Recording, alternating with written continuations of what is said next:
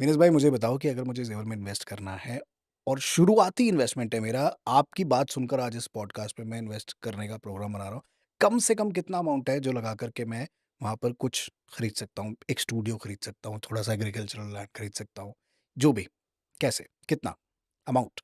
अभिषेक, minimum की बात करूँ तो 15-20 लाख रुपए बीघे से ज़मीन आप एग्रीकल्चर लैंड लेके अपने पास बैठ सकते लेजिटिमेट, हो। लेजिटिमेट वो एग्रीकल्चर छोटी लैंड। वाली कॉलोनी नहीं जो कॉलोनी नहीं, ओके। आप उसमें कॉलोनी काटने वाले बन जाओगे अगर आपके मन में छल-कपट है तो। वैसी वाली लैंड की बात कर रहा हूँ। जो उसको लेके रखो, शायद सरकार एक दिन आपसे वो ज़मीन ले ले। और आप शायद ना ले तो? नहीं, आपकी ज़मीन तो आपके पास है, वो उसके रेट तो बढ़ता ही बढ़ता है। अगर सरकार ने ली तो आप राजा बन गए। And how do we know कि ये जो 15-20 लाख की मैं ज़मीन ले रहा हूँ, ये लेजिटिमेटली मेरी है, कल को किसी और की नहीं हो जाएगी? बहुत ईज़ी सिस्टम किया हुआ है सरकार ने। भूलेख। भूलेख एक वो ऐप है जिस पे आप हर ज़मीन की हिस्ट्री चेक कर सकते हो। उसके करंट ओनर चेक कर सकते हो।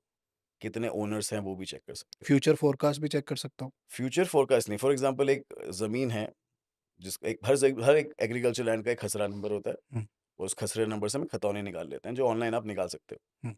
अब आपको मालूम पड़ गया राम और श्याम 2 भाई हैं इस ज़मीन के और उनके पास 5 बीघा ज़मीन है। आपको ये पता है। अब इस राम और श्याम से आपको ज़मीन लेनी है। अब श्याम बेचने को तैयार नहीं है, राम बेचने को तैयार है।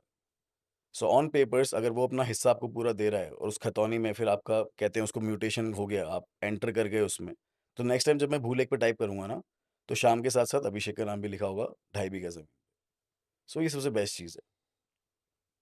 अब इसमें इसमें भी बहुत होता है, लो बहुत से लोग बोलेंगे, मतलब आई एम श्योर कि आपने भी सुना होगा कि यार ज़मीन है ना, बहुत लोग बार-बार बेच देते हैं। हुँ, हुँ। एक ही ज़मीन को 10 बार बेचा हुआ, वो कैसे हो गया? तो यही उसका उसका आंसर भी इसी में ही है। आपको चेन ही नहीं पता आप किससे ज़मीन ले रहे हो। आपने वो वेरीफ़ाई नहीं किया। So if you go and check कि एक एक्स बंदे ने वाई को ज़मीन दी, उस वाई का उस पे म्यूटेशन हो गया। अब कायदे से वो वाई बंदा ही ज़मीन बेच सकता है, एक्स नहीं। तो भूलेख को मद्देनज़र रखते हुए जो भी काम करना है वो करें और 15 से 20 लाख रुपए से आप छोटी इन्वेस्टमेंट शुरू कर शुरू सकते कर हो। सकते हो। And then you can go, आपका बजट है, आपको रेसिडेंशियल सेक्टर में जाना तो आज भी वहाँ पे 6,000 रुपए स्क्वायर फीट से लेकर 12,000 रुपए स्क्वायर फीट तक के अपार्टमेंट्स आपको मिल जाएँगे। और कितनी ज़मीन है ये जो आप 15 से 20 लाख की बात कर रहे हो? 1 बीघा ज़मीन।